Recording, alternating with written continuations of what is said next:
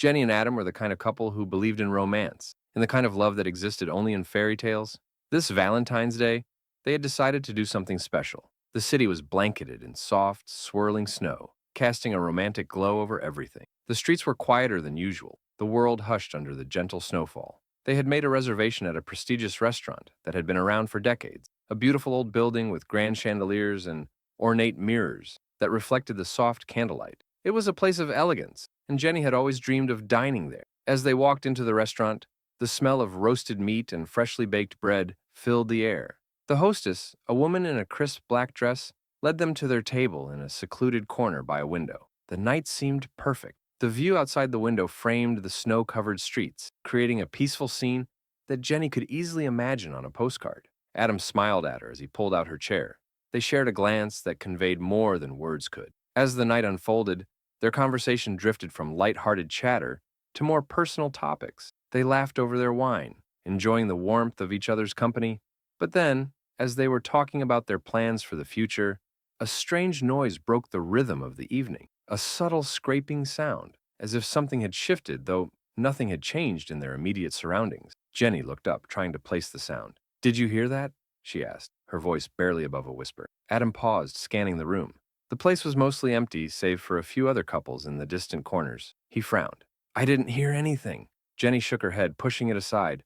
She couldn't shake the feeling that something wasn't quite right. She glanced around again, noticing how the air in the room seemed to have thickened, like the atmosphere was pressing in on them. Moments later, the waiter arrived with their main courses, a welcome distraction. Jenny tried to focus on the meal, but the unease lingered.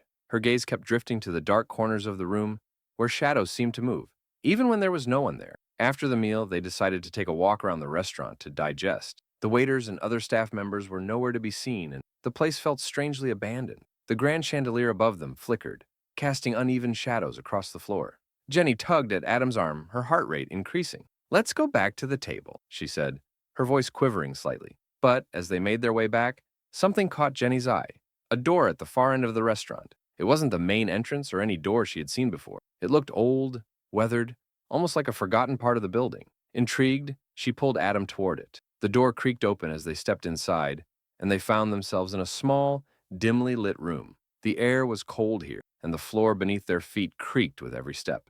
The walls were covered in dusty portraits, but what caught Jenny's attention was the large, faded mirror that hung on the far wall. It was cracked down the center, its edges darkened with age. Jenny felt an odd sensation, as though someone was watching her. She could sense Adam next to her, his presence comforting. Yet there was something unnatural about the room, something that didn't belong. Suddenly, she heard the unmistakable sound of footsteps behind them. They weren't alone. Turning quickly, Jenny's heart skipped a beat as she saw a figure standing in the doorway, tall, dressed in a long, dark coat. The person didn't speak, just stared at them with an eerie, unwavering gaze. Jenny's stomach twisted with a sudden, overwhelming fear. "Who are you?" Adam asked, his voice trembling slightly. The figure didn't respond. It simply stepped closer, moving toward them with an unsettling silence. The air grew heavier, the temperature dropping with each step.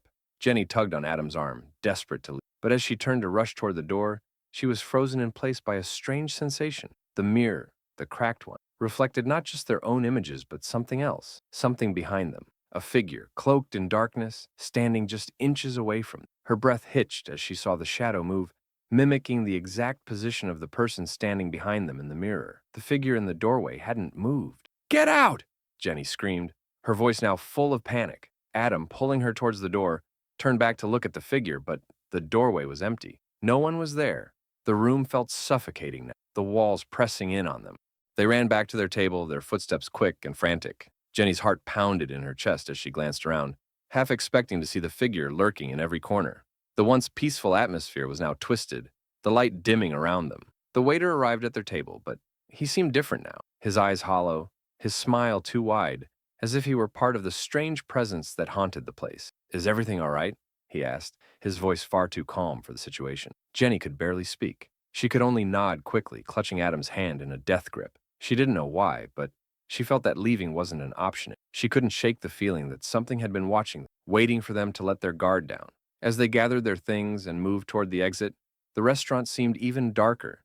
The flickering lights seemed to grow dimmer with each step, the walls closing in. Jenny couldn't help but feel that they were being led somewhere, as if the very building itself was pushing them towards something far worse than what they had already experienced. When they reached the door, it opened effortless, as if welcoming them out. But as they stepped onto the cold street, the chill of the evening night seemed to follow them. Jenny turned back to look at the restaurant, but it was no longer the beautiful building they had entered. It had become twisted, its windows dark and empty, the once grand chandelier now nothing more than a broken skeleton hanging above the doorway. In the distance, faint whispers reached her ears, barely audible above the sound of the wind. And in that moment, she knew whatever they had disturbed in that restaurant had not let them go. The terror they felt wasn't over. It had only just begun. Sarah had always loved antiques. There was something about old objects that seemed to carry the weight of their past, holding secrets within their worn edges and faded colors. On Valentine's Day, as she strolled through the city, she found herself drawn to a peculiar little antique shop she had never noticed before. It was tucked away in a narrow alley, hidden behind an ivy-covered stone archway, its windows dimly lit and inviting. The sign above the door simply read, "Timeless Treasure." Curious, she stepped inside. The shop smelled of dust and aged wood, the air thick with the musty scent of forgotten. Rows of shelves were filled with trinkets, old books, tarnished jewelry, and tarnished mirrors. Everything was covered in a thin layer of dust, as if the place hadn't been touched in decades. The shop was quiet, the only sound being the occasional creak of the floorboards beneath Sarah's feet. As she wandered deeper into the shop, something caught her eye. A small, intricately carved music box. It sat on a shelf in the far corner, nestled among other knickknacks. The box was heart-shaped, with delicate patterns etched into its surface. It seemed out of place, almost too perfect for the otherwise cluttered shop. Without thinking, Sarah reached for it, her fingers brushing against the smooth wood. The moment she touched the box, she felt a strange chill run up her spine, as if something cold had settled deep within her bones. The sensation passed as quickly as it had come, and she shook it off, focusing instead on the box in her hands. It was beautiful, much more so than anything else in the shop. The craftsmanship was exquisite, and the tune it played, when wound, was hauntingly familiar. Sarah turned to the shopkeeper, an old man hunched behind the counter, who had been watching her with intense, unblinking eyes. "How much for this?" she asked, her voice barely above a whisper. The shopkeeper smiled, a strange, knowing smile that didn't quite reach his eyes. "It's a special item," he said cryptically. "It chooses who it wishes to go with." Sarah frowned, but there was something compelling about the box, a strange pull that she couldn't explain. She didn't think twice before handing him the money and leaving the shop with the music box in tow. The walk back to her apartment felt longer than usual, as though the city had slowed down around her. When she finally arrived home, she placed the box on her coffee table, staring at it for a moment before deciding to wind it. The soft melody that filled the room was soothing, yet there was an underlying sadness to the tune, a mournful quality that unsettled her. As the song played, Sarah felt her eyelids grow heavy, a strange exhaustion coming over her. She lay down on the couch, listening to the melody, until sleep claimed her. But as she drifted off, she heard something else, a faint whisper like someone was speaking just outside her door. She stirred, her eyes snapping open, but there was nothing there.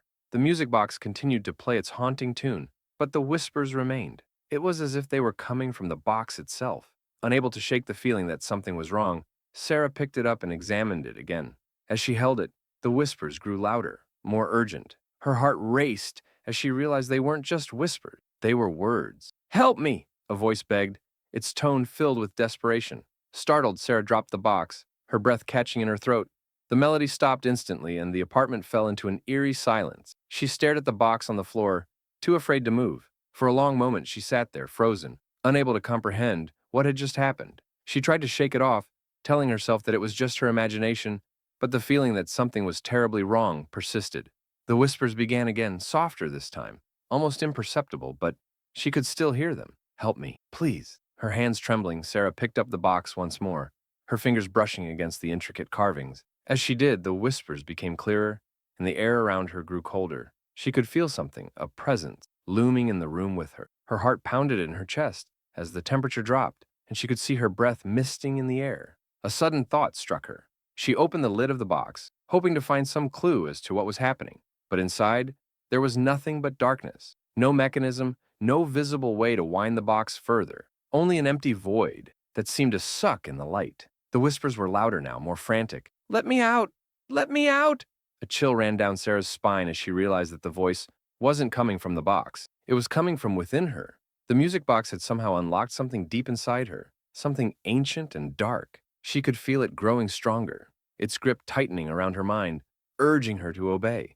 Her body moved on its own, her hand reaching for the box as though it had a will of its own. Before she could stop herself, she opened the window and tossed the music box out into the night. For a moment, everything was still. Then, the whisper stopped. Relieved, Sarah closed the window, breathing heavily as she backed away from the ledge. She felt the oppressive presence lift from the room, leaving her feeling oddly empty, like a weight had been lifted from her chest. But as she turned to go back to her couch, she caught a glimpse of something in the corner of her eye. There, on the coffee table, was the music box, sitting innocently as if nothing had happened. She froze, her blood running cold. She had thrown it out. There was no way it could be here. Her pulse quickened as she backed away from the table. The air grew cold again, and the whispers returned, louder now, filling the apartment, echoing in her head. "Why didn't you let me go?" Sarah turned to run, but the door slammed shut in front of her. The room darkened, the lights flickering as if the very building itself were alive, conspiring against her. She tried the door again, but it wouldn't budge. It was as if the box had trapped her here, in a nightmare she couldn't escape. And then, from the corner of the room, she saw it, a shadowy figure, barely visible, standing in the dark. It was tall and thin, its features obscured, but Sarah could feel its eyes on it, watching her, waiting. The figure took a step forward, and the music began to play again, the haunting melody filling the room with a sorrowful cry. And this time, Sarah realized, the box was not just haunted by the voice of a lost lover. It was cursed. Whoever opened it, whoever took it, would never escape its pull. The door wouldn't open. The shadow moved closer, and the whispers grew louder, more insistent, until all Sarah could hear was the sound of her own panic-stricken breath and the relentless tune of the music box. "Let me out! Let me out!" Rachel had always been a skeptic when it came to ghost stories. She didn't believe in the supernatural or anything that couldn't be explained by logic. So when her best friend, Olivia, invited her to spend Valentine's Day weekend at an old, remote cabin in the woods, Rachel was hesitant but intrigued. Olivia had found it on a rental site, an isolated spot perfect for a quiet weekend away from the distractions of everyday life. The drive to the cabin took hours, winding through dense forests and across winding roads that seemed to stretch on forever. By the time they arrived, night had already fallen, and the darkness seemed to envelop everything. The cabin itself was small, charming in its old-fashioned way, with wooden beams and a stone fireplace that smelled of pine. But there was something about it that felt off. The air was thick, oppressive, as if the place was holding its breath. "Wow," Rachel said, forcing a smile. "This place is rustic." Olivia, who had been brimming with excitement all day, didn't notice her discomfort. "Isn't it perfect? Just think of how cozy it'll be. Just you, me, and the quiet." Rachel nodded, but her unease only grew as they unpacked their things. The house creaked and groaned, the floorboards sounding as though they had not been walked on in years. She felt like she was being watched, but when she turned around, no one was there. As they settled in for the evening, the isolation of the cabin became even more apparent. The only sounds outside were the occasional howl of the wind and the distant snap of a branch breaking. The silence was unsettling. Rachel tried to distract herself by helping Olivia light the fire, but as the flames flickered to life, she couldn't shake the feeling that something was wrong.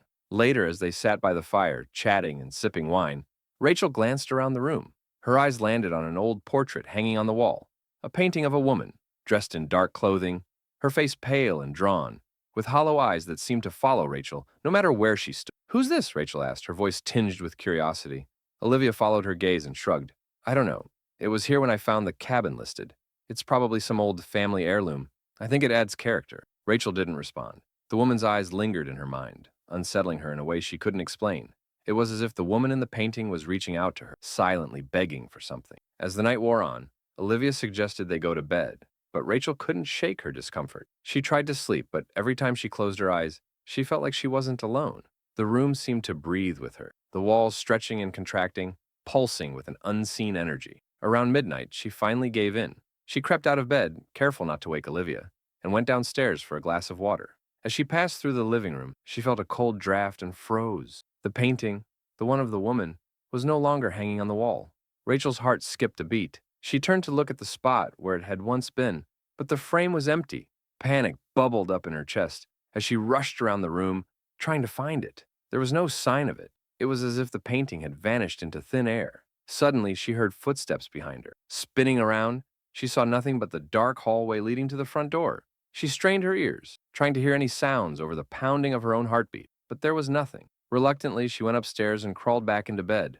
Olivia was still asleep, oblivious to Rachel's panic. But Rachel couldn't shake the feeling that something was watching her, something that wasn't human. The next morning, Rachel tried to brush it off. She told herself she was just imagining. The house was old after all. There were bound to be strange noises and things that didn't make sense. But when they went downstairs for breakfast, the painting was back on the wall. Rachel stood frozen in the doorway, staring at it. The woman in the painting seemed to have shifted slightly, as though she had moved just a little closer to the edge of the frame. Her hollow eyes seemed to glow, more intense now. "Olivia, look," Rachel said, her voice shaking.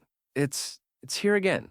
It wasn't here last night." Olivia looked over, blinking in confusion. "What are you talking about? It's always been there. We saw it last night." Rachel couldn't explain it, but she was sure the painting hadn't been there. Her mind raced, trying to make sense of this. Maybe she had been sleepwalking. Maybe the painting had always been, and she'd just missed it. But the look in the woman's eyes, the intensity of her stare, it was as if she had been waiting for something.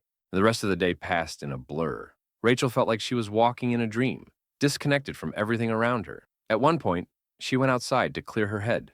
The woods around the cabin were eerily quiet, the trees like silent sentinels watching her every move. She wandered for a while, unsure of where she was going, until she stumbled upon a small clearing. In the center of the clearing was an old, overgrown graveyard. The gravestones were crumbling, some of them half buried in the earth.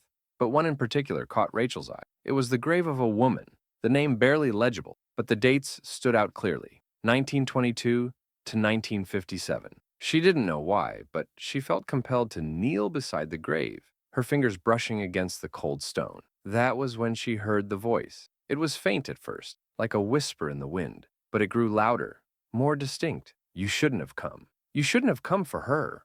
Rachel's heart pounded in her chest, and she stood quickly, looking around the clearing in panic. The voice had come from nowhere, but she felt it, deep in her bones. She turned and rushed back to the cabin, desperate to escape whatever was happening. But when she entered, Olivia wasn't there. The house was silent, eerily still, as if waiting. Rachel went upstairs, her heart racing, froze when she saw it. The painting. This time, the woman in the portrait was no longer staring at Rachel. Her eyes were fixed on Olivia, who was standing motionless in front of the painting. "Olivia, what are you doing?" Rachel asked, her voice trembling. Olivia didn't answer. Instead, she smiled, a vacant, empty smile, her eyes glassy and unfocused. And then Rachel saw it, Olivia's reflection in the glass of the painting. But it wasn't the Olivia she knew. The reflection was a twisted, distorted version of her friend, her face pale and gaunt, her eyes hollow, as if drained of life. "Help me," the reflection whispered, its voice a low, guttural rasp. "She's not real." Rachel felt the room spinning around her. The woman in the painting, the voice from the graveyard, and now this. She had to get out. But as she turned to run, she saw the door slam shut, trapping her inside. The painting's eyes followed her, and the whispers grew louder, more insistent, until Rachel could no longer tell what was real and what was part of the nightmare. The woman in the portrait was no longer just a painting. She had become a part of the cabin, a part of the woods, a part of Rachel's reality. And she had come for Olivia, and for Rachel. Marissa had always been a romantic at heart, so when her boyfriend, Eric, proposed the idea of spending Valentine's Day at a secluded bed and breakfast in the countryside, she was thrilled. It would be the perfect escape from their busy lives, a chance to relax and reconnect. The place was rustic and charming, a Victorian-style mansion nestled deep in the woods, miles away from the nearest town. The reviews online raved about its cozy atmosphere and romantic appeal. What could go wrong? The moment they arrived, however, Marissa noticed something strange. The house, though beautiful, felt like it was frozen in time. The air was thick, with a sense of age that hung in every room. There was no modern technology to speak of, no TVs, no Wi-Fi, not even a phone signal. The owners, an elderly couple named Mrs. and Mr. Granger, greeted them with warm smiles, but their eyes seemed to linger just a little too long, as if they were measuring something about Eric and Marissa that neither of them could understand. "We've been expecting you," Mrs. Granger said, her voice warm but clipped. "I trust the drive wasn't too difficult." Marissa forced a smile, trying to ignore the unsettling feeling in her gut. "No, not at all. This place is gorgeous." "Thank you," Mr. Granger said, his voice a low rasp. "We pride ourselves on our hospitality. Your room is ready if you'd like to settle in." As the couple showed them to their room, Marissa couldn't shake the feeling that something wasn't right. The house was too quiet, too still. Every step they took seemed to echo in the vast hallways, and the faint scent of lavender mixed with something else, something sour. When they finally reached their room, it was beautiful, elegantly decorated with antique furniture, a plush bed, and soft lighting. But the air felt thick, almost oppressive. "We'll be downstairs if you need anything," Mrs. Granger said before leaving them alone. Marissa and Eric spent the next few hours unpacking and settling in, but the uneasy feeling never left Marissa. The house seemed to breathe with them, the walls creaking as if reacting to their every movement. Even Eric, who had been excited about the getaway, seemed to be on edge. He kept glancing at the windows, which were shrouded by heavy curtains, and at the door, as if expecting someone to enter at any moment. After a quiet dinner, they decided to take a walk around the grounds. The night air was cold, and the forest surrounding the bed and breakfast was dense, the trees looming like silent sentinels. As they wandered farther from the house, Marissa noticed a small, weathered path that led into the woods. Curiosity piqued. She nudged Eric. "Let's see where this leads." Eric hesitated. "I don't know. Maybe we should head back. It's getting late." But Marissa was already walking down the path, her curiosity overpowering her. The woods felt eerily still, the silence almost suffocating. As they ventured deeper, the trees seemed to grow closer, their branches intertwining above them, a canopy. Marissa felt a strange unease settle over her, but she pushed it aside. Then, in the distance, she saw it, a small, crumbling cemetery hidden between the trees. The gravestones were old, weathered by time, their inscriptions barely legible. As they approached, Marissa's breath caught in her throat. One of the gravestones was fresh, the earth still disturbed around it. It was marked with a simple name, Eleanor Granger. "That's strange," Marissa murmured. "The Grangers never mentioned anyone by that name." Eric, equally unnerved, suggested they leave. As they turned to walk back, they heard a faint sound behind them, like a whisper. Marissa stopped in her tracks, her heart pounding. She strained her ears, but the whisper had already faded. She turned to Eric, but he was no longer beside her. "Eric!" she called out. There was no response. Panic gripped Marissa's chest as she spun around, searching for him. But the woods were empty. The air had grown colder, and the shadows between the trees seemed to stretch and move, as if something was watching her. She called out again, but her voice was swallowed by the thick silence. Suddenly, she heard footsteps behind her. She spun around, heart racing, but there was nothing there, just the woods, dark and still. She backed away, her breath coming in quick gasps, and as she turned to leave, she saw a figure standing in the distance, tall, thin, and shrouded in darkness. It was a woman, her face obscured by long, dark hair, but Marissa could feel the woman's gaze, cold and piercing. "Eleanor," the voice whispered, so soft it was barely audible. Marissa froze. The name seemed to echo through the woods, as if the trees themselves were whispering it. Her blood ran cold as she realized that the woman in the distance was walking toward her. In a panic, Marissa turned and ran. She didn't know how far she'd gone, only that she needed to escape. But no matter how fast she ran, the woods seemed to stretch on endlessly. Every turn she took led her deeper into the forest, the trees closing in around her. The path she had walked on was gone, replaced by thick underbrush and twisted roots. Eventually, she stumbled upon a clearing and froze. In the center of the clearing stood a figure, the same woman, Eleanor Granger. Her pale, lifeless face was framed by wild, dark hair, her eyes empty, hollow pits. The woman's lips curled into a smile, and Marissa could hear her voice once again, this time clearer, more distinct. "You shouldn't have come," Eleanor whispered, her voice icy cold. "Now you're mine." Marissa screamed, stumbling backward, but her foot caught on a root, sending her crashing to the ground. She tried to get up, but the weight of the air around her seemed to press down, making it impossible to move. The last thing she saw before the darkness consumed her was the figure of Eleanor, standing over her, a twisted, unsettling grin stretching across her face. The next morning, Eric woke up to find the bed empty. Panicked, he searched the house, calling out for Marissa, but she was nowhere to be found. He checked the grounds, the woods, and even the old cemetery where they had wandered the night before, but there was no sign of her. The Grangers, when asked about it, seemed unnervingly calm. Mrs. Granger simply smiled and shook her head. "Don't worry, dear. She's just part of the house." Eric didn't understand, but he couldn't shake the feeling that Marissa was still there, somewhere, hidden in the woods, waiting for him to find her, just as Eleanor Granger had once waited. And the whispers began again, calling his name. When Mark and his girlfriend Jenna decided to take a weekend trip to a cabin in the mountains for Valentine's Day, it seemed like the perfect getaway. The cabin was isolated, cozy, and seemed like an ideal spot to relax and unwind. They both needed a break from their busy lives, and the idea of being alone in the mountains surrounded by snow sounded enchanting. The drive up to the cabin was long, and as they neared their destination, the weather grew worse. A blizzard had started to rage, and visibility was poor. Still, Mark pushed forward, determined to get to their destination. The snow piled higher, the wind howling outside, and soon, the road became treacherous. Just as they were about to turn back, They saw the cabin in the distance, silhouetted against the snowy backdrop. They arrived at the cabin just as the storm intensified. The old structure was even more charming in person. Wooden beams, a stone fireplace, and a thick layer of snow on the roof. Jenna immediately loved it. The atmosphere was rustic and warm, exactly what they needed to escape the chaos of the outside world. They unpacked their things, lit a fire in the fireplace, and settled in for the night. The storm outside raged harder, and the windows rattled with. It felt like they were completely cut off from the world. They joked about how they'd never survive a snowstorm in a place so remote, and for a moment, everything felt perfect. That night, as they lay in bed, a strange noise broke the. It was a soft tapping, almost like fingers tapping against the window. Mark was the first to hear it and sat up, straining his. The noise continued, rhythmic and deliberate, as if something or someone was trying to get their attention. "Did you hear that?" Jenna whispered, her voice barely audible in the darkness. Mark nodded, feeling an uneasy tension settle over him. Probably just the wind or ice on the window. But the noise persisted, louder now, like someone was tapping on the glass with purpose. Mark got out of bed and walked over to the window. He peeked out into the blizzard, but the snow was so thick that he could barely make out anything beyond a few feet. "Nothing's there," he said, half relieved, half disappointed. Jenna didn't look convinced. She stayed under the covers, her eyes wide and suspiciously alert.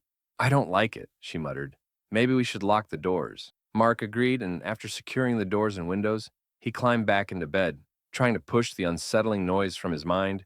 They fell asleep eventually, but Mark couldn't shake the feeling that something was watching them, something that didn't belong in the house. Around 3 a.m., Mark was jolted awake by a loud crash. His heart raced as he shot out of bed, eyes wide in the darkness. The room was silent, save for the howling wind outside. The source of the noise seemed to have come from downstairs. "Jenna, stay here," Mark whispered urgently, but Jenna was already gripping his arm, her face pale with fear. "Don't go down there. Please, let's just leave," she begged. But Mark couldn't ignore the fear that was clawing at his chest. He had to find out what had caused the crash. He grabbed a flashlight and slowly made his way downstairs. The floorboards creaked beneath his feet, and he winced at the sound. He reached the living room, where the fire was still flickering. His eyes immediately went to the shattered window, a massive crack running through the glass. Mark's heart sank. The storm outside was so fierce that there was no way a branch could have hit the window like someone or something had thrown something through it. Then he heard a voice. It was faint, almost drowned out by the wind, but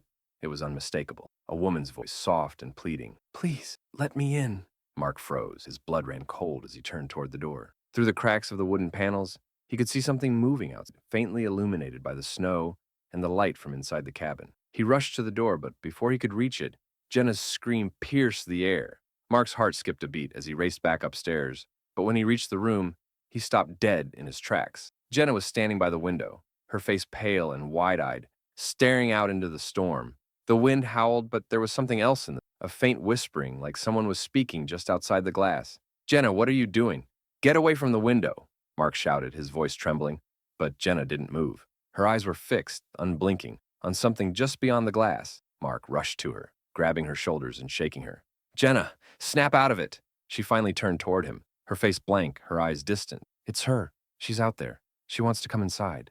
Before Mark could react, the door behind him creaked open and a cold breeze swept into the room. He spun around, but there was nothing there. The door was wide open, as if inviting something in. Jenna began to speak in a low, slow voice. She was waiting for it. "She's been waiting here for so long." Mark could hardly comprehend what was happening. The woman's voice he had heard earlier, the one outside, suddenly seemed much closer, and that's when Mark noticed it. There, standing in the threshold of the doorway, was a figure, a woman. Her face was obscured by a thick, wet veil, but Mark could make out her long, tangled hair and the silhouette of her gaunt, skeletal frame. Mark's breath caught in his throat. The woman raised her hand slowly, and a low, guttural whisper filled the room. "Let me in." The temperature dropped, the room growing impossibly cold as the woman took a step forward. Mark grabbed Jenna, pulling her away from the window, his mind racing. He yanked the door shut, locking it with frantic hands. "We need to get out of here now," Mark said, his voice hoarse. But as he looked toward the stairs, he froze. The figure was no longer outside the window. It was inside the room, standing in the corner, her veil obscuring her face as her long fingers reached toward them. Jenna started to scream, but the voice was lost in the howling wind as the lights flickered and died. The last thing Mark heard was the sound of the woman's voice, soft and rasping, as she whispered from the darkness. "Too late. You've let me. The storm raged on outside, but was nothing compared to the darkness that now filled the. Mark and Jenna's screams were swallowed by the endless night, leaving the house as quiet and cold as it had always been. And the woman who had been waiting all along was free. It had been a rough year for Emma. She had just gotten out of a toxic relationship and, for the first time in months, was starting to feel like herself again. To celebrate Valentine's Day, Emma decided to take a solo trip to a quaint lakeside town. She was craving some peace and solitude, far away from the reminders of her past. She found a small, rustic inn that had received glowing reviews online. The pictures looked picturesque, the perfect place for reflection and healing.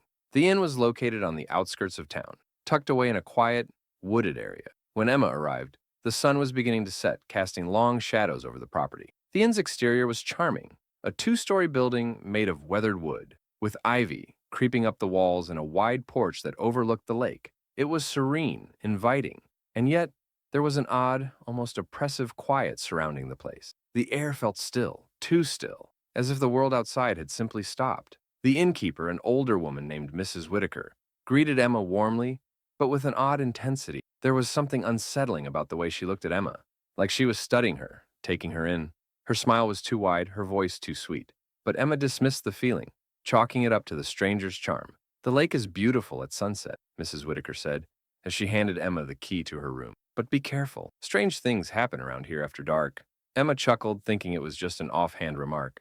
"I'm just here for some peace and quiet," she replied with a smile, trying to dismiss the oddity of the comment. As night fell, Emma settled into her room. The inn had a warm, homey atmosphere, decorated with vintage furniture and soft, cozy lighting. She poured herself a glass of wine and sat by the window, gazing out over the lake. The landscape was peaceful, the water calm and still, reflecting the stars. The silence of the night was only broken by the occasional rustling of leaves in the breeze. Around midnight, Emma was jolted from her thoughts by a strange noise, a soft scratching at the window. At first she thought it might be the wind, but then it came again, more insistent.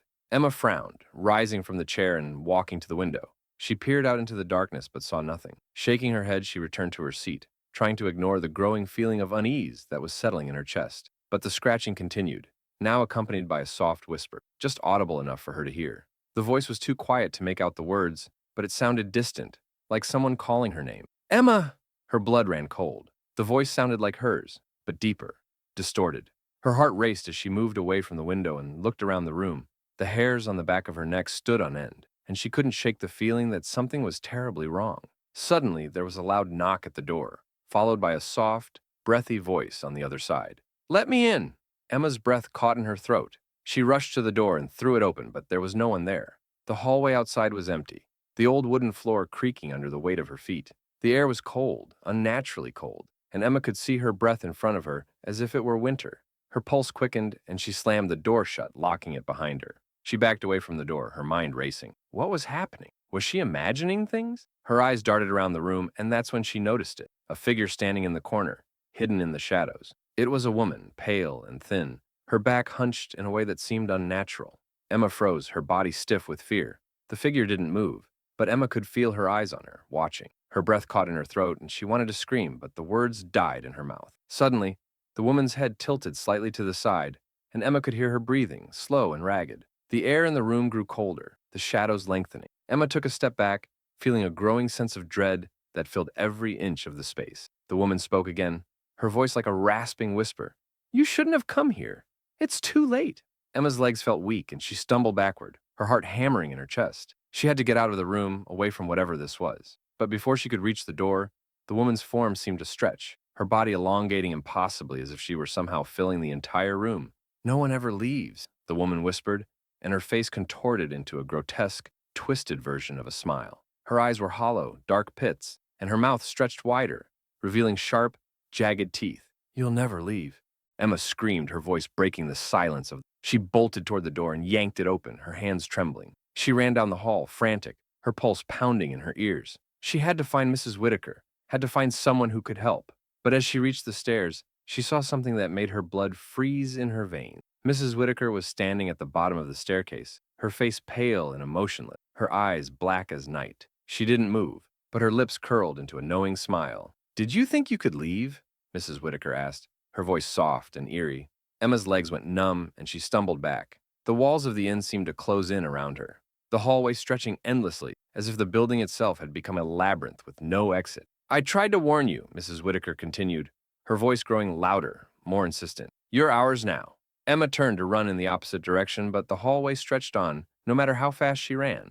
The walls seemed to pulse, as if alive. The whispers grew louder, and she could hear the scraping sound again, now all around her. They were coming for her. As she rounded a corner, she caught sight of a window.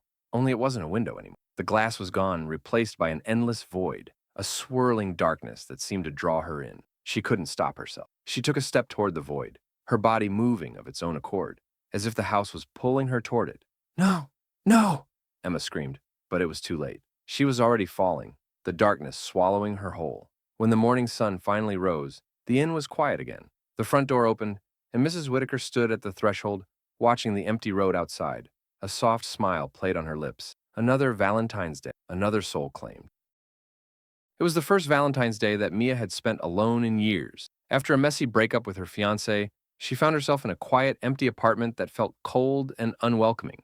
To ease her loneliness, Mia decided to take a long walk through the nearby park. It was late afternoon, and the setting sun painted the sky in hues of orange and pink, making the world feel soft and dreamlike. As Mia wandered through the park, she found solace in the silence. The usual bustle of the city seemed distant here. The park was mostly empty, with only a few people scattered along the winding paths. Mia wandered aimlessly, lost in her thoughts, when she noticed something that caught her eye: a small, dilapidated bench tucked away under a cluster of trees near the park's edge. It looked as if it hadn't been touched in years. Curiosity piqued, Mia walked over to the bench. It was old, its wood cracked and weathered, but it had a strange, inviting charm to it. As she sat down, the wind picked up, and the leaves rustled around her. She sighed, closing her eyes for a moment, trying to forget everything: the pain of her breakup, the overwhelming loneliness. But just as she began to relax, she heard something strange, a soft, high-pitched giggle, like that of a child coming from behind her. Mia's eyes snapped open, and she looked around, but there was no one in sight. The park was still quiet. She shrugged it off, assuming it was just her imagination playing tricks on her. Yet, the giggling came again, this time louder and closer. Mia's heart skipped a beat. She turned her head, her breath catching in her throat, as she saw a small figure standing at the edge of the trees. It was a child, no older than 6 or 7, wearing a white dress that seemed too old-fashioned this time and place. Her hair was wild and unkempt, and her eyes were dark, almost hollow. "Are you okay?" Mia called out, her voice shaky. "What are you doing out here alone?" The girl didn't respond. Instead, she took a slow step forward, still smiling eerily. Her eyes never left me, and her smile grew wider, more unsettling. Mia's skin prickled with unease. "Hey, I think you should go back to your parents," she said, trying to sound calm. But the girl didn't move or speak. She simply stared at Mia, her smile widening until it was almost grotesque. Mia stood up, feeling an irrational sense of dread wash over her. She had to get away from this child, this strange figure who didn't belong here. Just as she was about to leave, the girl whispered, her voice like a whisper on the wind. "You're not alone." Mia froze, her body tense, and her heart began to race. The words felt like a warning, a premonition of something darker. She took a step back, but before she could turn away, the air around her grew frigid. Her breath came out in visible puffs, and the world seemed to warp and twist. Suddenly, the bench behind her creaked, and the atmosphere shifted. The air turned thick with tension, and the world around her seemed to distort. The trees that once felt peaceful and calming now seemed menacing, their branches gnarled and twisted. Mia could hear something faintly, something otherworldly. Whispers, voices calling her name from every direction. The little girl stepped forward once, her smile widening until her face was nearly unrecognizable. She lifted her hand and pointed directly at Mia. "They're coming for you," she said, her voice growing louder, more menacing. Mia's blood ran cold. She turned to run, but her legs felt heavy, as if they were moving through thick mud. Her body ached with fear, but her feet wouldn't respond. The whispers grew louder, turning into guttural voices, churning like the wind itself. Then, out of the corner of her eye, Mia saw movement. Figures, shadows, indistinct and blurry, emerged from the dark corners of the park. They moved unnaturally, their limbs jerking and twitching as though they weren't quite human. Their faces were distorted, mouths agape in silent screams. Panic surged within Mia, and she forced her legs to move, desperate to escape, but it was no use. The figures were all around her now, closing in. She could hear them breathing, their heavy, raspy breaths echoing in her ears. The air was suffocating, thick with fear. "Mia!" A voice whispered so close that it felt as though it were inside her mind. "Come closer." She turned toward the voice, and for a moment she saw him, her ex-fiancé Daniel, standing just a few feet away. His face was pale, his eyes wide with fear, and his lips trembled. "Help me, Mia," he said, his voice strained. "They're going to take us both." She reached out to him, but as her hand neared his form began to distort, his body twitching, his features melting into darkness. The figures surrounding her now began to laugh, a horrible, high-pitched cackle that pierced through her mind. Mia stumbled back, her breath ragged. The laughter grew louder, the darkness closing in, and then, as quickly as it had all begun, the world shifted. The park was quiet again. The figures were gone. The little girl was no longer there, and Daniel, her ex-fiancé, was gone too. But Mia wasn't alone. She turned slowly, and there, standing just behind her, was the girl again. Only now her face was a twisted mask of malice, her smile stretching unnaturally wide. "I told you," the girl whispered, her voice echoing in the stillness. "You're never alone." The last thing Mia saw before the darkness swallowed her whole was the girl's face, inches from her own, her eyes dark and empty, her lips parted in an eternal grin. And then, the world went black. It was Valentine's Day when Lily decided to take the scenic route home from work. The long, winding roads through the countryside had always been her favorite, offering a much-needed escape from the hectic, noisy city. But that day, something felt different. It wasn't the usual calm that she was used to. The day had been unusually quiet, the air too still. As she drove, she noticed that the trees lining the road were barren, their twisted branches reaching out like skeletal hands. The setting sun cast an eerie glow over the landscape, tinting everything a blood-red hue. Lily had always been one for romantic gestures, so she had bought herself a bouquet of roses to mark the occasion, even if she had no one to share them with. The thought of being alone on Valentine's Day didn't bother her much. She had gotten used to it over the years. Still, the bouquet was a small comfort, its vibrant red petals bright against the growing dusk. As she passed an old, run-down farmhouse on the side of the road, she felt a chill crawl up her spine. The house had always been there, but it had always seemed out of place, with its peeling paint and windows that looked like hollow eyes. This time, though, it was different.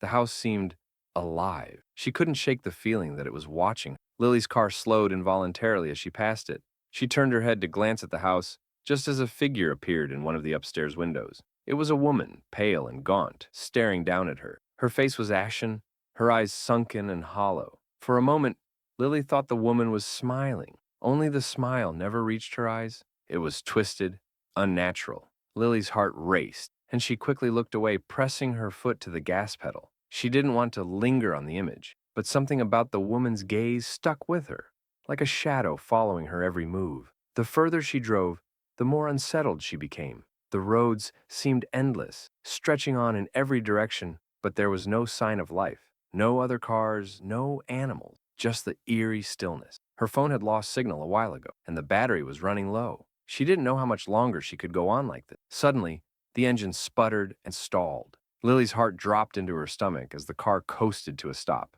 She tried to restart the engine, but it refused to turn over. Panic began to claw at her chest. She was stranded in the middle of nowhere, with no way to reach anyone. Her phone was completely dead now, and the darkness of the evening had settled in, making everything feel suffocatingly close. She grabbed her bouquet of roses and stepped out of the car, hoping to flag someone down, but the road was eerily empty. She glanced back toward the farmhouse, and for a split second, she could have sworn she saw the woman in the window again. Only this time, her expression had changed. She was no longer smiling, but her mouth hung open, as if gasping for breath, her eyes wide with terror. A gust of wind howled through the trees, and Lily's skin prickled with cold. Something didn't feel right.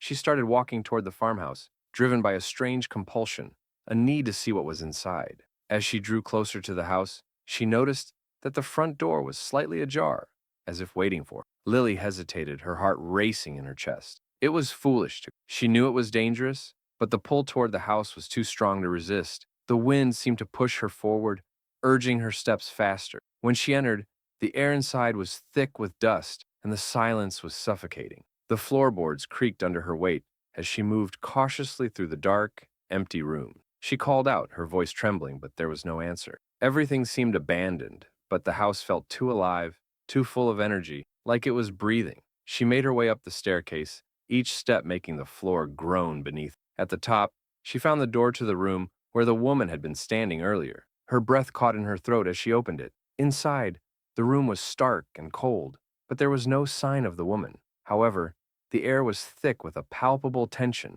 as if something was about to happen. The room was filled with old furniture, covered in white sheets, and the only thing that caught her eye was a large, ornate mirror hanging on the wall. It seemed out of place in the otherwise dreary room. The glass was cracked, the frame rotted and decaying, but there was something about it that drew Lily in. As she approached the mirror, she saw her reflection, but something was wrong. Her face wasn't her own.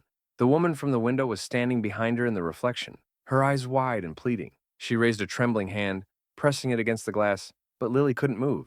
Her body froze, as if the mirror had taken control of her. The woman's mouth moved, forming words that Lily couldn't hear, and her reflection began to distort, twisting and stretching in unnatural ways. Suddenly, a sharp pain shot through Lily's chest, as though something was pulling her toward the mirror. She tried to scream, but no sound escaped her lips. The last thing she saw was the woman's face, now twisted into a grotesque grin. She reached out for Lily, her fingers stretching impossibly long, wrapping around Lily's throat. And then, the world went black. The next day, a search party found Lily's car on the side of the road, the door ajar and the bouquet of roses lying in the dirt. But there was no sign of Lily, no footprints leading away from the car, no trace of where she had gone. Weeks later, the farmhouse was demolished, the property abandoned. The people who lived nearby whispered that the house had always been cursed, that it claimed the souls of anyone who dared to come near. And though Lily was never found, there were those who swore they saw her, standing in the window of the house, her face pale and twisted with that same unnatural smile. Valentine's Day was meant to be a celebration of love, but for Mark, it became the beginning of a nightmare. He had planned everything perfectly: flowers, candles, a cozy dinner at home with his girlfriend Emma. The two of them had been together for 3 years, and things were going great. That's why when Emma suggested they spend the evening at her family's cabin up in the mountains, Mark didn't think twice. It was secluded, romantic, just the perfect setting for their special night. They drove up in Emma's old, beat-up car, the journey made even more eerie by the encroaching darkness. Snow had started falling as they climbed higher into the mountains, and the trees around them grew denser, their skeletal branches reaching like twisted hands from the shadows. When they arrived at the cabin, Emma immediately set to work lighting the fireplace, her excitement radiating through the air. Mark helped unload the car, feeling a bit uneasy in the silence of the woods. The cabin, though quaint, had an unsettling vibe. The wood creaked as if it were alive, and there was a musty, stale smell that lingered in the air, as though the place hadn't been properly aired out in years. But Mark brushed off his unease. It was just his imagination. Emma was right. This was the perfect place for a romantic getaway. That night after dinner, they decided to take a walk around the cabin. The snowfall had stopped, but the world was still covered in a blanket of white, the moonlight casting a ghostly glow across the landscape. As they walked hand in hand through the snow, Mark noticed something strange, a trail of footprints that led away from the cabin and deep into the woods. "Do you see that?" Mark asked, stopping in his tracks. Emma squinted into the distance. "Who would be out here at this time?" she asked. Mark felt a chill run down his spine. The footprints were fresh, almost too fresh for a place so isolated. He suggested they go back to the cabin, but Emma insisted on investigating. Mark wasn't one to argue with her, so reluctantly, they followed the trail. The further they walked into the woods, the colder it became. The trees loomed over them, casting long shadows that seemed to move in the corner of their eyes. The wind picked up, and the snow swirled around them, blurring their vision. Then they saw it. A small clearing appeared ahead, and in the center stood an old, dilapidated shack. The door creaked as it swung open in the wind. Emma gasped. "Mark, do you think anyone's inside?" Mark didn't answer. The shack had an unnatural aura, a heaviness that made his chest tighten. Something was wrong. He wanted to turn back, but Emma had already started toward it. Against his better judgment, he followed her. Inside the shack, it was dark and cold. The air felt thick with dust and decay, and the floorboards creaked underfoot. But what made Mark's stomach turn was the smell. Something rotting, something dead. He turned to Emma, his voice low and urgent. "Let's go. This place is bad news." But it was too late. Emma had found something. In the corner of the shack, hidden behind a pile of broken furniture, was an old wooden chest. Emma eagerly pried it open, revealing its contents. Mark's blood ran cold. Inside was a collection of old photographs, but they weren't just any photograph. They were pictures of Emma. Emma as a child. Emma at various stages of her life. But what stood out was the same haunting image, repeated over and over. Emma with a man who was always just out of focus, his face blurred or obscured, but his presence in every photograph was undeniable. "Mark," Emma whispered, her voice trembling. "Who is this?" Mark was about to respond when the temperature in the room dropped, and the door slammed shut with a deafening bang. He spun around, his heart racing. Standing in the doorway was a figure, a tall man, his face obscured by shadows. His presence filled the room, a suffocating heaviness that crushed the air from Mark's lungs. "Emma," the man said, his voice low and raspy. "You shouldn't have come back." Emma froze, her eyes wide with terror. "Who are you?" she managed to choke out. The man stepped forward, and as he did, the shadows seemed to part, revealing his face, an older version, but twisted, gaunt, with hollow eyes that stared into her soul. "You don't remember me?" the man asked, his smile sickeningly wide. "You were never meant." Before Mark could react, the man lunged at them, and everything went black. When Mark woke up, he was back at the cabin alone. The fire in the fireplace had burned out, and the room was cold and dark. His head throbbed, and his body ached, as if he had been thrown against the walls. He quickly looked around for Emma, but there was no sign of her. Panic began to rise in his chest. He grabbed his coat and rushed outside, calling her name into the night. The snow had picked up again, the wind howling in his ears. Mark ran through the woods, following the path they had taken earlier, but there was no trace of Emma, no footprints in the snow, nothing. The only thing that remained was the shack, standing eerily still in the... Mark's heart hammered in his chest. Something was horribly wrong, and he knew he had to get out before whatever happened to Emma happened to him. But as he turned to leave, the door to the shack creaked open once more, and there, standing in the doorway, was Emma. But it wasn't her, not really. Her eyes were empty, her face pale and lifeless. She was smiling, but it was a twisted, unnatural smile that didn't belong on her. "You shouldn't have followed me," she whispered, her voice cold as ice. "Now, you're part of the family." And then the ground beneath him seemed to give way, and everything went black. It was the kind of night that made you feel like the world was holding its breath, the kind of night where the air was too still, and every creak of the house made your heart jump in your chest. Emily had never liked Valentine's Day, but this year, things were different. She had just moved into a small, charming apartment in an old building in the heart of the city. It was affordable, quiet, and the perfect place to start fresh after her last disastrous relationship. She had planned a simple evening. She bought a bottle of wine, ordered takeout, and settled in to enjoy a quiet night alone. Her apartment, though small, had a warm, comforting feel. The old wooden floors creaked underfoot, and the walls were adorned with quirky little decorations she'd picked up during her move. The only thing that unsettled her was the strange, persistent tapping sound that seemed to echo through the building every night. At first, she chalked it up to the age of the building, settling walls, old pipes, things like that. But tonight, the tapping was louder, more insistent, as if someone was knocking on her door. Emily got up, her curiosity piqued. She checked the peephole, but saw nothing. She opened the door cautiously, but the hallway outside was empty. There was no one there. Sighing, she closed the door and locked it, feeling a strange shiver crawl up her spine. The tapping stopped, but an eerie silence settled over the apartment, one that made her feel oddly claustrophobic. As the night wore on, she tried to ignore it, focusing instead on her book and the soft glow of the candlelight. But then she heard it again. This time, the tapping wasn't coming from it was coming from somewhere deeper within the apartment, as if it was coming from the walls themselves. It was rhythmic, deliberate. Emily's breath hitched as she tried to convince herself it was just the house settling. But the tapping persisted, growing louder, more desperate. She stood up, her heart pounding in her chest, and walked to the hallway. The walls seemed to close in around her as she crept toward the source of the sound. Her eyes darted from side to side, her mind racing with thoughts of what could be causing it. As she approached the corner of the hall, the sound suddenly stopped. Confused and unnerved, Emily turned back to the living room, but something caught her eye.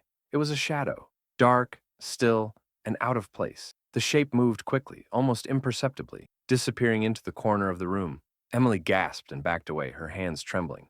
The room felt colder now, and the air was thick with an oppressive energy. She looked around, desperate for an exit. The apartment, once charming, now felt like a prison. The walls seemed to whisper to her, the floor creaking underfoot, as if it were alive, watching her. She grabbed her phone and called her best friend, Claire. "Something's wrong," she said, her voice shaking. "I keep hearing noises, and I saw something in the corner of the room, Emily, you're freaking yourself out," Claire replied, trying to calm her. "It's just an old building. You're alone, you're exhausted.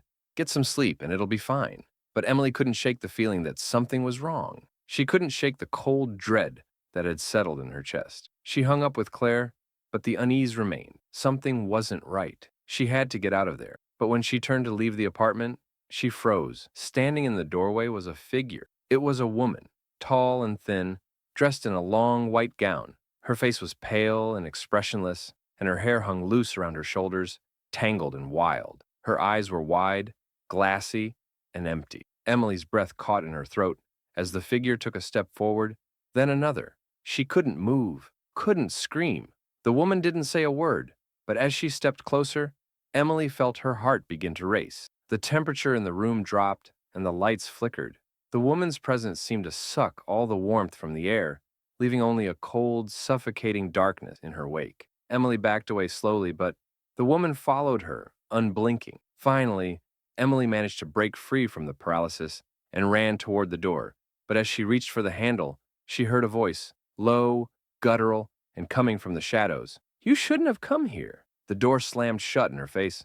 The room seemed to close in around her, the walls pressing down as the shadows grew longer, darker, more tangible. The figure stepped into the middle of the room, her hollow eyes staring into Emily's soul. The coldness grew unbearable, and the tapping sound returned. This time, louder, more urgent, as if the walls themselves were trying to break through. Emily's heart pounded in her chest as she turned to flee. But the walls weren't the only thing closing in on her. The woman reached out, her hand icy cold, her fingers brushing against Emily's skin, sending a shock of terror through her body. "You're mine now," the woman whispered, her voice like a death rattle. In a blind panic, Emily grabbed the nearest object, a vase, and threw it at the woman. It shattered on impact, but the figure didn't flinch. Instead, she stepped forward, closer, until Emily could feel the cold breath on her neck. And then, just as suddenly as it had all begun, everything stopped. The woman vanished, the shadows receded, and the warmth returned to the room. Emily stood there, trembling, her breath shallow, unable to process what had just happened. Was it a hallucination? A nightmare? Or was it something far worse? She ran out of the apartment and into the cold night air, desperate to escape. But no matter how far she ran, no matter where she went, the memory of that woman and the unearthly tapping haunted her. The silence of the city felt unnatural now, too quiet, too still. As Emily tried to move on, she couldn't help but notice the strange occurrences that followed her.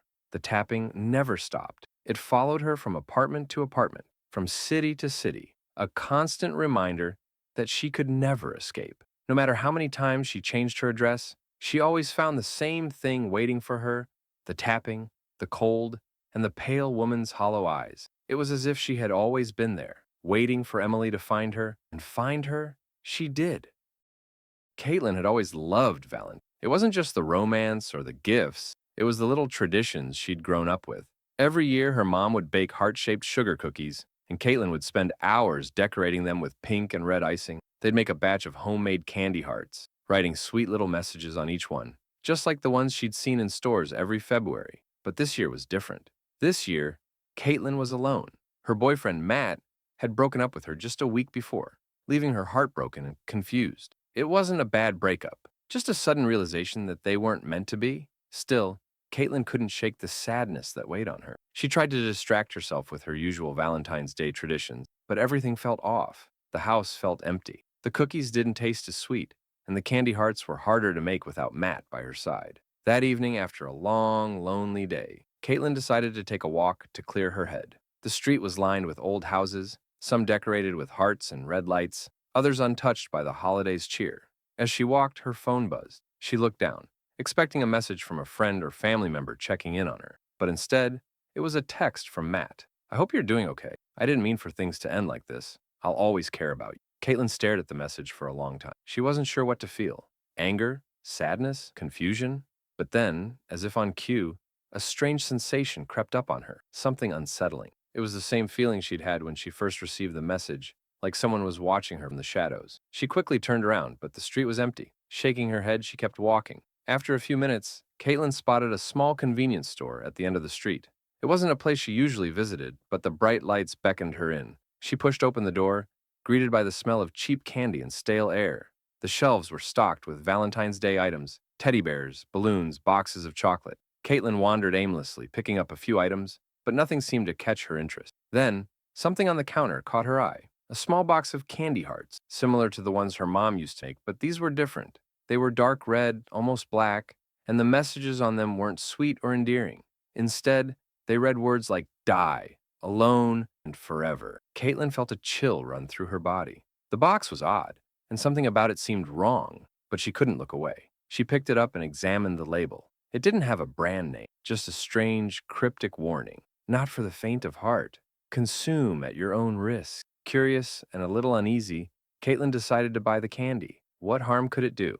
After all, it was just candy. That night, back at her apartment, Caitlin sat down on the couch and opened the box. The candies looked even stranger now that she was home. They were slightly smaller than the usual candy hearts, and their surface was smooth, almost too smooth. She picked one up and turned it over in her hand. Alone, it read. She hesitated, but then popped it into her mouth. The candy was sweet at first, but there was something off about it, a bitter aftertaste that lingered on her tongue. Caitlin swallowed, but immediately felt nauseous. She got up to grab some water, but before she could reach the kitchen, the lights flickered. The room seemed to tilt for a moment, and she steadied herself against the wall. Then, everything went dark. Caitlin opened her eyes and found herself standing in the middle of a cold, empty street. The surroundings were unfamiliar, and the streetlights cast an eerie glow, their light faint and trembling as if they were afraid to stay on. The air was thick with fog, and there was a strange silence that made her heart race. The only sound was the soft, echoing footsteps of someone or something following her. Panic set in. She turned around, but there was no one behind her, just the empty street, stretching out into the fog. She started walking faster, but the footsteps grew louder, closer, echoing in time with her own. She spun around again, but there was still no one there. Suddenly, a figure appeared out of the mist. It was a woman, dressed in a long, dark dress, her face obscured by a veil. Caitlin's heart thudded in her chest as the woman took slow, deliberate steps toward her. She tried to speak, but no words came out. The woman reached into her pocket and pulled out a small, dark red candy heart. "Do you remember me?" the woman asked, her voice soft and hollow. Caitlin tried to step back, but her legs wouldn't move. The woman's face became clearer, and Caitlin's breath caught in her throat. She recognized her. This was the woman who had died in a car crash years ago, the one whose tragic story had haunted the town, the one whose death was never explained. The woman smiled faintly. "I remember you," she whispered. "I've been waiting for you." Caitlin's eyes widened as the woman held out the candy heart, and Caitlin, unable to stop herself, reached out to take it. As her fingers brushed the candy, the woman's veil lifted, revealing her face, a twisted, decomposed version of the woman Caitlin had seen in the old news stories. Her eyes were hollow, and her lips were pulled back in a grotesque smile. The candy heart crumbled to dust in Caitlin's hand, and in that instant, the fog thickened, swirling around her until she could barely see. The footsteps continued, louder now, relentless, as if they were closing in. The last thing Caitlin heard was the woman's voice whispering, "You shouldn't have eaten the candy." Caitlin awoke on the couch, gasping for air. She was drenched in sweat, her heart racing in her chest. She sat up looking around the room, but everything seemed normal. Her phone buzzed. Another message from Matt. "I'm sorry, I didn't mean for this to happen. I think I made a mistake. Please, let's talk." But Caitlin didn't want to talk. She didn't want to remember. All she could think about were the footsteps, the woman in the veil, and the candy. She looked down at the box, still sitting on the coffee table. The candy's now completely gone. All except one, sitting at the bottom of the box. It read, "Forever." The room grew cold, and Caitlin could swear she heard the tapping on the door once again.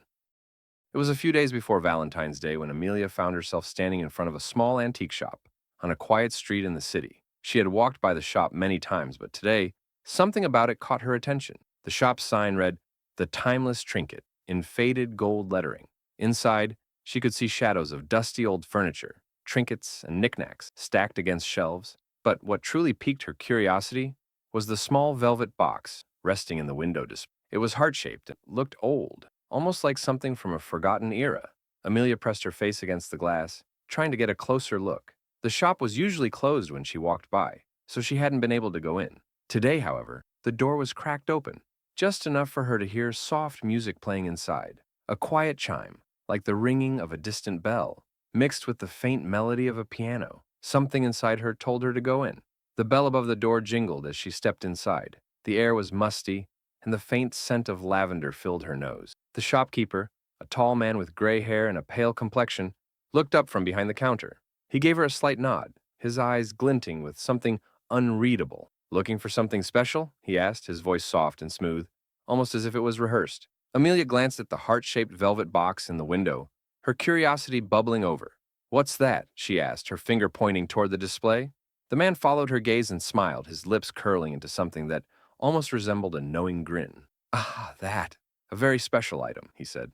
"I wouldn't recommend it for just anyone." "I'm not just anyone," Amelia said, her voice playful but intrigued. She hadn't been in a serious relationship for a while, but Valentine's Day had always been a reminder of what she wanted. Romance, something real. The man chuckled, his eyes narrowing ever so slightly.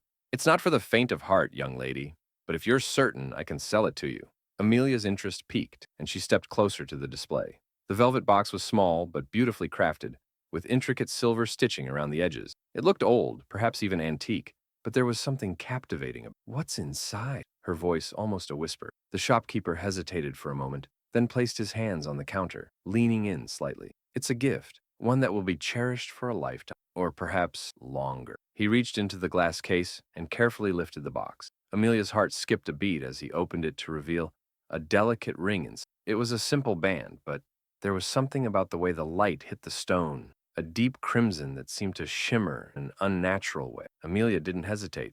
I'll take it. The ring was beautiful. Amelia couldn't stop admiring it after she bought it and wore it home that evening. It wasn't flashy, but there was something undeniably captivating about the way it seemed to glow softly in the light. It felt like it had a presence, a weight, like it had been waiting for her all this time. That night, as she prepared for bed, Amelia placed the ring on her nightstand and tried to sleep, but something kept her awake. The air felt thick, almost suffocating. Her room was cold, even though the heater was running. The sound of distant whispers filled the air, too faint to make out but impossible to ignore. At one point, she heard a soft tapping at the window, but when she pulled back the curtains, there was nothing there. She tried to brush it off as her imagination, but the feeling of being watched lingered in the room. She pulled the blanket tightly around her, but sleep wouldn't come. The next morning, she woke up feeling strangely refreshed, but there was an odd sense of unease that lingered. The ring was gone from the nightstand. She checked her bed, the floor, under the furniture, but it was nowhere to be found. Puzzled and a little unnerved, she retraced her steps from the previous evening. Her mind raced. She was certain she'd left the ring there, next to her lamp. Where could it have gone? It wasn't until she walked into the living room that she saw it. The ring, now resting on her coffee table, as if someone had placed it there with deliberate care. Amelia picked it up slowly, inspecting it. It was the same ring, but there was a strange, faintly inscribed mark on the inside of the. It wasn't there when she first bought it, and then something horrifying happened. The room seemed to warp around her. The walls stretched and the furniture became distorted, flickering between the present and something far older. She could feel a presence, something watching her from the shadows. Amelia's breath quickened as she stumbled backward. She knew something was wrong. She had to leave. She had to get out of the apartment, but her legs wouldn't move. A voice, faint but unmistakable, echoed from behind her. Don't you want it? The love that never fades? The love that lasts forever? Amelia spun around, but the room was empty. Then, from the corner of her eye, she saw a shadow move, a figure, dark and indistinct, lurking in the hallway. It was tall, its form flickering like a faulty projection. As it stepped closer, the voice grew clearer. Keep the ring. Keep me. Forever. The figure stepped into the light, and Amelia gasped in horror. The man from the antique shop stood there, his eyes glowing faintly red, his smile wide and unsettling. You took the gift, he said, his voice low and seductive.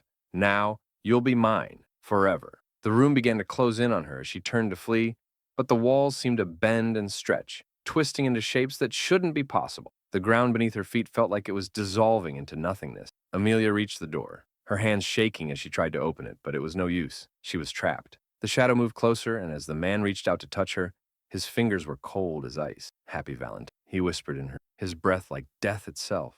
And just like that, she was gone. The next day, the apartment was quiet. Amelia's friends and family tried to reach her, but no one could. The police investigated, but there was no trace of her. No sign of a struggle, no evidence of where she had gone. The only thing they found was a small, heart-shaped velvet box sitting on her coffee table. Inside, a simple ring, but no one would ever know the true cost of the gift.